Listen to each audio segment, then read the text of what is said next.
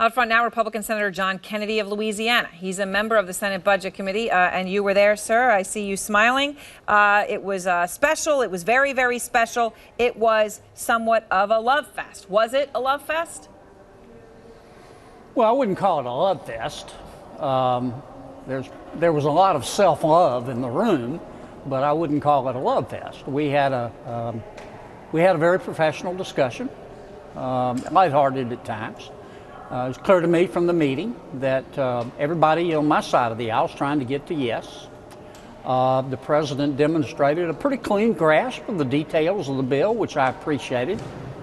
He left plenty of time for questions. I asked the first question. I said point blank, I support the idea of getting rid of the Affordable Care mandate in our bill.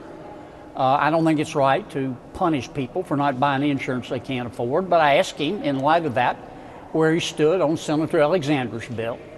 I heard the president say he would be supportive of that.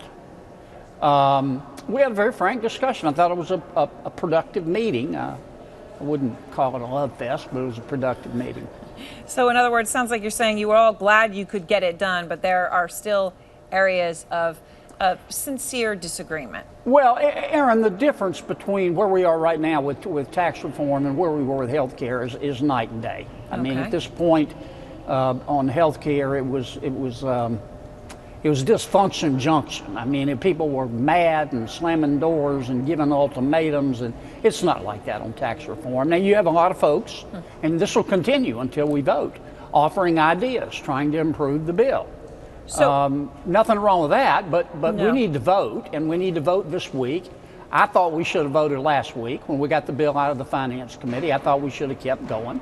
I was in the minority on that. I'm not fussing at Senator McConnell. I think he probably would have liked us to keep going too, but we are where we are, and we need to go vote. It's time to vote. All right, so on this issue of time to vote, right, this is going to be a huge change for every single person watching, right? Their taxes are going to change, and that's a big thing. Their personal finances are going to change.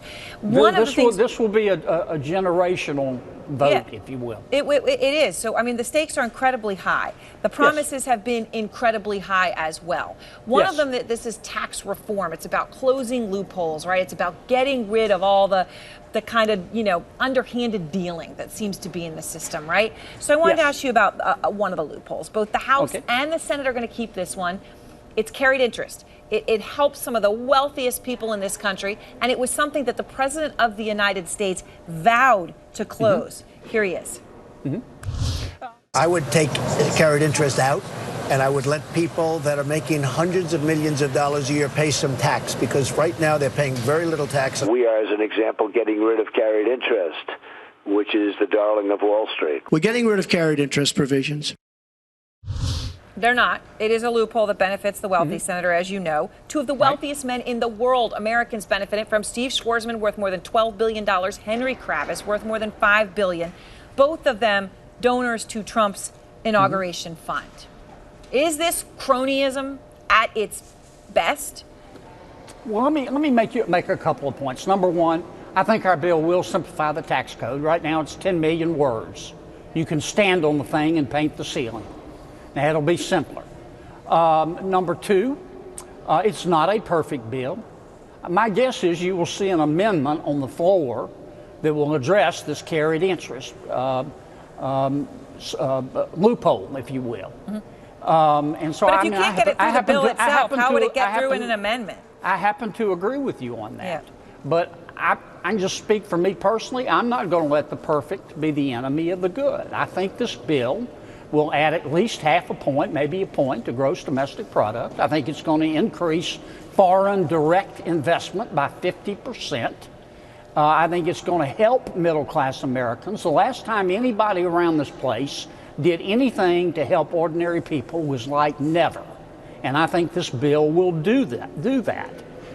Can you point to things in it that you'd like to change? Sure, I can. There are a couple of things I'd like to change, but overall, I think it's going to be good for the American people. But you're right. This This is a once in 25-year effort. Yes, it is. And look, one of the things you say, this is going to help middle class Americans. That entire premise is built upon this corporate tax cut that's going to cause money to come home, foreign direct investment also, as you are betting on, and that is going to increase wages, right? The president has specifically said the typical American household is going to get a $4,000 raise because of this bill, okay? And today, the president again promised all this money is going to come home to do that. Here he is.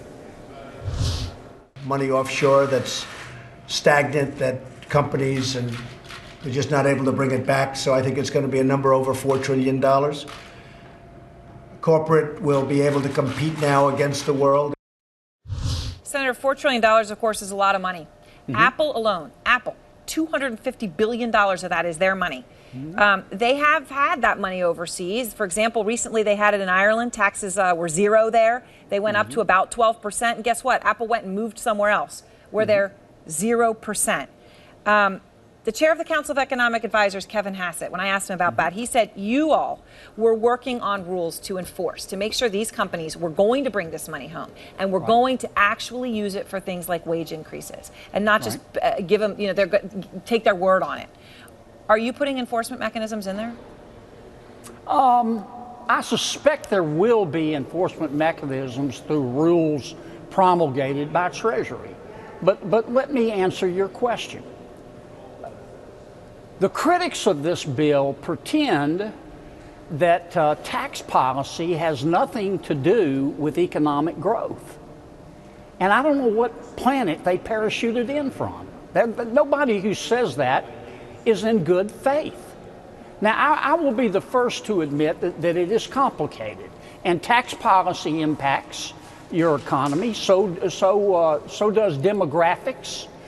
So does how your trading partners are doing. So does monetary policy. But this is what I believe, and if you want, I'll cite you a couple of studies, but this is what I believe. I believe that the American economy is not where it ought to be. And I think Democrats and Republicans can agree on that. I believe that we tried everything possible to get it back to where it ought to be. We tried monetary policy, lower interest rates. We tried stimulus spending. We've done quantitative easing out the wazoo. What we haven't done, which is what we should have started with, is allowing businesswomen and businessmen and ordinary Americans keep more of the money they earn, because I happen to believe, some disagree with me, they can spend the money better than government can. We are a consumer-driven economy. 70% of our economy is consumer-driven. If you let people keep more of their own money, they're going to invest it or they're going to spend it. If you let business people keep more of the money they earn, they're going to spend not all of it, but a lot of it on new plants, machinery, equipment, software. That's going to create new jobs. It's going to increase productivity, and wages will go up. Now, I believe that. All right. Well, I appreciate your time, sir. I wish I had more time to talk to you about, that Wall Street Journal forum last week when they were asked that, and not many of them raised their hands. But there's a conversation I hope between us to be continued. Thank you, sir. You bet.